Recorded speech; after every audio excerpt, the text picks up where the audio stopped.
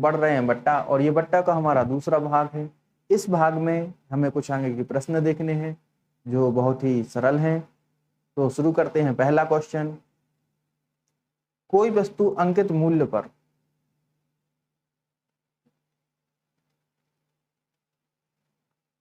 कोई वस्तु अंकित मूल्य से 25% की छूट पर 24 रुपए में बेची जाए तो अंकित मूल्य ज्ञात कीजिए। देखिए, ऐसी स्थिति में अंकित मूल्य से तात्पर्य होता है जो चीज 100% है। हमेशा कमीशन 100% पर दिया जाता है। तो हम कह सकते हैं कि कोई वस्तु 25% कम पर बेची गई, अर्थात अंकित मूल्य कितना होगा 100 में से हम 25% घटा देंगे तो हमें मिलेगा 75। और ये कोई वस्तु 25% की छूट पर मतलब 75% में बेची जाती है, तो हम ऐसी स्थिति में कह सकते हैं कि 24 रुपए में बेची गई। कितने में बेची गई? तो यह 24 के बराबर होंगे। इस तरीके से हम लिखेंगे 24/75। और हमने प्रश्न में हमसे पूछा है अंकित मूल्य, तो अंकित मूल्य पूरे 100% के बराबर होता है, तो इसमें हम 100 का गुणा करेंगे। इस तरीके से हमें प्राप्त होगा। सबसे पहले हम 25 से कैंसिल करेंगे, 25 से यह 3 बार कैंसिल होगा और ये 4 बार कैंसिल होगा और यह 3 से 8 बार कैंसिल होगा। तो हम कह सकते हैं किसी वस्तु का मूल्य अंकित मूल्य 32 रुपए है और उसे 25% की कमीशन पर 24 रुपए में बेचा जाता है। ये हमारा आंसर है। अगला क्वेश्चन देखते हैं हम। एक बैग 864 रुपए में बेचा गया, अंकित मूल्य पर क्रमिक बट्टा 20%, 10% हो तो अंकित मूल्य ज्ञात कीजिए। देखिए, कोई वस्तु है जिसका मूल्य x है, इसमें कुछ बट्टा दिया गया। सबसे पहले दिया जाता है 20%, मतलब यह वस्तु सबसे 80% होगा, 80% पे दी गई। इसके बाद में 80% के बाद 10% का बट्टा और दिया जाता है, तो इस तरीके से हम कह सकते हैं वह 90% पर दूसरा बट्टा लगा। 90% के बाद अंतिम जो मूल्य निकलता है जिस पर वस्तु बेची गई है वो निकलता है 864 रुपए। ऐसी स्थिति में वस्तु का जो मुख्य मूल्य होगा वो होगा x, और हम इसके लिए पक्षांतर करेंगे। पक्षांतर हम इसलिए कर रहे हैं क्योंकि हमें परीक्षा में इतना सब नहीं जमाना है और सीधे सीधे प्रश्न हल करना है। तो हम लिखेंगे 864 गुणित 100/80 गुणित 100/90। जब भी हम प्रश्न हल करेंगे परीक्षा में तो कुछ इस तरीके से करेंगे, क्योंकि हमें पता है कि आगे इसका पक्षांतर होना है। इस तरीके से हम इसको कैंसिल करते हैं तो 2 0 कैंसिल हो जाएंगे। अब 8 से हम कैंसिल करेंगे तो यह 8 से एक बार कैंसिल होगा, 6 में भाग नहीं जा रहा तो इसमें 0 आ जाएगा। और 8 से 64 8 बार कैंसिल होगा। 9 से हम इसको कैंसिल करेंगे तो 108 लगभग 12 बार कैंसिल होगा। तो इस तरीके से हम 100 में गुणा करेंगे तो हमें x की वैल्यू मिलेगी 1200 रुपए, और ये हमारा आंसर होगा। कोई वस्तु 1200 रुपए अंकित मूल्य की है जो क्रमिक बट्टे 20% और 10% के बट्टे पर 864 रुपए में बेची जाती है। अगला क्वेश्चन देखते हैं हम। एक पुस्तक का अंकित मूल्य 800 रुपए है। यदि दुकानदार 25% की छूट देने पर 20% लाभ कमाता है, पुस्तक का क्रय मूल्य ज्ञात कीजिए। सबसे पहले तो हम देखेंगे कि इसने 800 रुपए पर 25% की छूट दी। जब हम किसी वस्तु पर 25% की छूट देते हैं तो वह 75% में बेची जाती है। तो ऐसी स्थिति में हम 800 गुणित 75/100, क्योंकि इसमें 25% की छूट दी गई है। अब इसमें लिखा है तब भी 20% लाभ होता है। ऐसी स्थिति में भी 20% लाभ हो रहा, तो क्रय की तुलना में हमेशा क्रय मूल्य होता है 100%। यह क्रय मूल्य के लिए है, जिसमें हमें क्रय मूल्य निकालना है, तो यह अपने आप में एक वैल्यू होगी। तो ऐसी स्थिति में कह सकते हैं क्रय मूल्य 100% है, तब भी यह 120 में बेची गई। कितने में बेची जाती है? 120 में। और हमें निकालना है 100%, तो मान के चलेंगे हम कि यह जो आने वाली संख्या है वो 120% है। और हम इसमें 100 का गुणा इसलिए कर रहे हैं क्योंकि हमें 100% क्रय मूल्य निकालना है।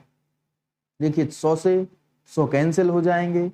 अब हमें यहाँ पर मिलेगा 800 गुणित 75/120।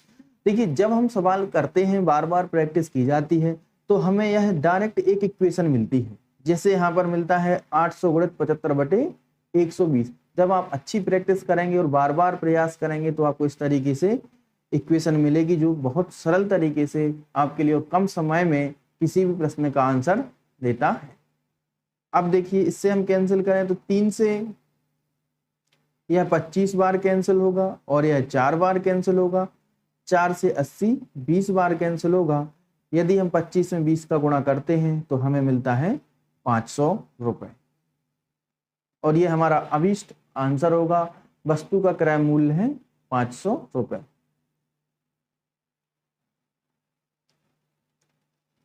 आगे देखेंगे हम, एक दुकानदार 10% की छूट देता है। एक दुकानदार 10% की छूट देता है, फिर भी 8% लाभ कमाता है। अंकित मूल्य 120 रुपए हो तो क्रय मूल्य बताइए। देखिए यहां पर अंकित मूल्य 120 रुपए है और उसने 10% की छूट दे दी, तो इसको लिखा जाएगा 90/100।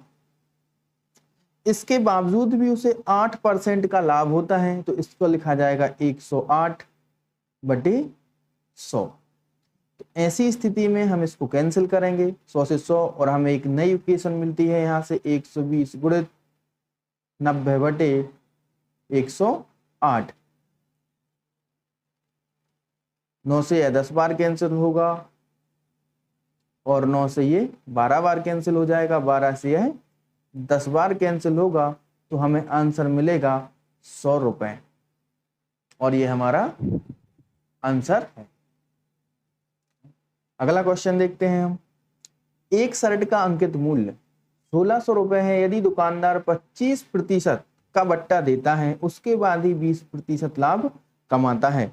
देखिए यदि हम इसका सीधा सीधा आंसर निकालें तो इसको लिखा जाएगा 1600 गुणित 75/120। इसके पहले हमने जो सवाल किए हैं उनमें हमने देखा कि इक्वेशन हमें डायरेक्ट कैसे मिलती है। देखिए यहाँ पर 25% का बट्टा दिया, तो 100 में से हमने 25 घटाए हैं, तो हमें मिलता है 75%। अब यहाँ पर लाभ भी होता है, तो हम इसमें 100 में 20 जोड़ देते हैं, तो इस तरीके से हमें मिलता है यहाँ पर 120, जो क्रय मूल्य के आधार पर है। तो इस स्थिति में हम इसको सॉल्व करेंगे तो हमें सीधा सीधा अभीष्ट आंसर मिलेगा, जो वस्तु का क्रय मूल्य होता है।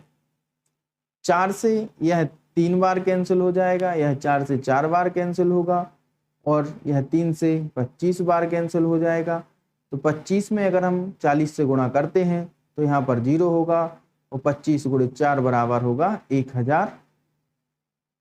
तो यहाँ पर 100 होगा और 100 का आंसर हमें मिलेगा टोटल 1000 रुपए। तो हम कह सकते हैं वस्तु का क्रय मूल्य 1000 रुपए है। अगला क्वेश्चन देखते हैं हम। एक वस्तु का अंकित मूल्य 400 रुपए है। 15% के बट्टे पर विक्रय मूल्य कितना होगा? किसी वस्तु का अंकित मूल्य 400 रुपए है।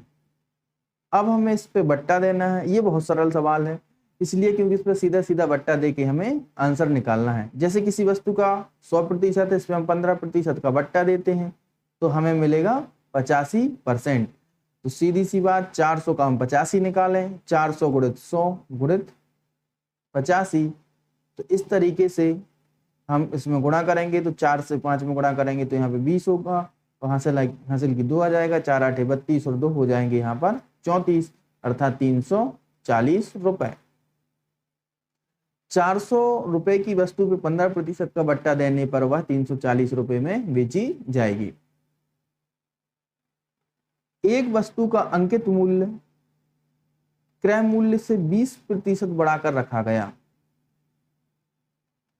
यदि 25% की छूट पर बेचा जाए तो लाभ हानि प्रतिशत ज्ञात कीजिए। मान के चलें, माना, देखिए यहाँ पर ये मान के ही चलना है ताकि हमें समझ में आ सके। माना कि कोई वस्तु हम 100 रुपए में खरीदते हैं, कितने 100 रुपए में हम ये वस्तु खरीदते हैं। अब जो बेचने वाला दुकानदार है उसने इसको 20% ज्यादा में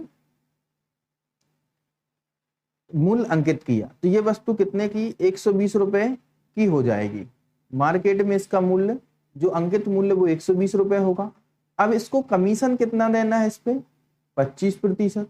तो ऐसी स्थिति में अगर ये 25% कमीशन देता है तो हम 120 पर 25% निकालेंगे, अर्थात ये वस्तु 75% में बेची जाएगी, अंकित मूल्य के 75% में बेची जाएगी। तो हम लिखेंगे 120 बटे 100 गुणित 75। ये 75 कमीशन देने पर आया है क्योंकि वस्तु 120 रुपए पर 25% का कमीशन दिया गया है, जिससे हम 100 में से 25 घटाएंगे तो 75 प्राप्त होंगे। यह 25 से 3 बार कैंसिल होगा और ये 25 से 4 बार और ये 4 से 30 बार कैंसिल हो जाएगा और हमें आंसर मिलेगा 90 रुपए।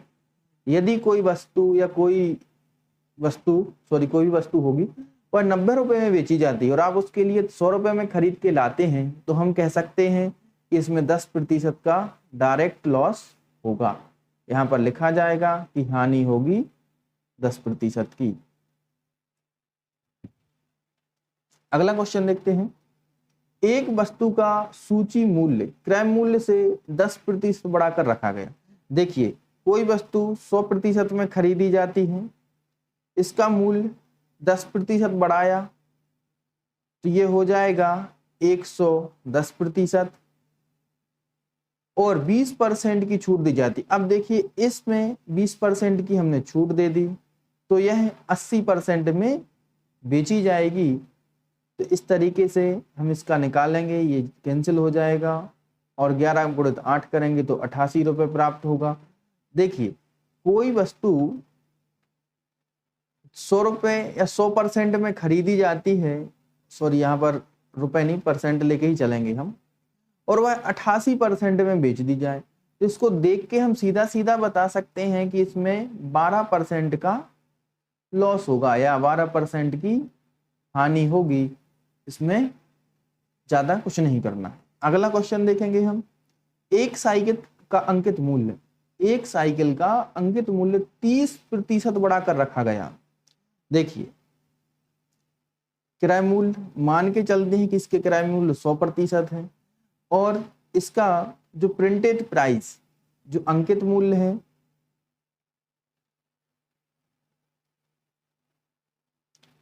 अंकित मूल्य होगा 30%, इसमें हमने प्लस किए तो इस तरीके से होगा 130%। आगे देखिए, अगर इस पर 20% की छूट दी जाती है, यहां पर लिख देते हैं हम डिस्काउंट के साथ में अगर हम 130 बटे 100 गुणित 80 इसलिए हो रहा है क्योंकि हमें 20% की छूट देनी है और 100 में से हम 20 घटाएंगे तो हमें 80 मिलेगा और इस तरीके से हम गुणा करते हैं। 13 में अगर हम 8 का गुणा करेंगे तो हमें मिलेंगे 104%। ये पूरा परसेंट का खेल है इसमें। तो हम कह सकते हैं कि यदि कोई वस्तु 100 में खरीदी गई और 104 में बेची गई तो इसमें 4% का लाभ होगा।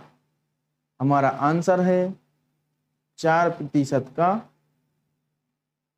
लाभ।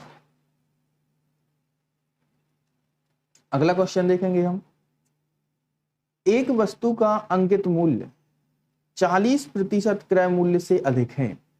देखिए, क्रय मूल्य 100 है या 100% है, अंकित मूल्य 100 प्लस 40 है तो 140 होगा और 25% के बट्टे पर बेचा जाता। अब 140 पर 25% का हमें बट्टा देना है तो इसको लिखा जाएगा 140 बटे 100 गुणित 75। 75 कहाँ से आएगा क्योंकि इसमें हमने 25% का बट्टा दिया है तो 100 में से 25 घटाएंगे तो हमें 75 मिलेगा और ये 25 से 3 बार कैंसिल होगा, ये 4 बार कैंसिल हो जाएगा। 4 से अगर हम 140 में भाग देते हैं तो 4 से यह 3 बार कैंसिल हो जाएगा और ये 35 बार।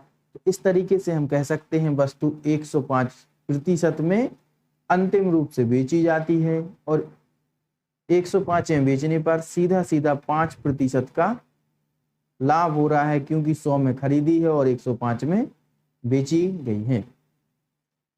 तो इस तरीके से हमने इन सवालों में देखा कि वस्तु पर कितने प्रतिशत का लाभ होता है और कितने प्रतिशत की हानि होती है। ये बहुत ही सरल तरीके से हमने क्वेश्चन किए हैं। अगर आपको पसंद आए और समझ में आए तो लाइक शेयर सब्सक्राइब जरूर करें। Thank you so much.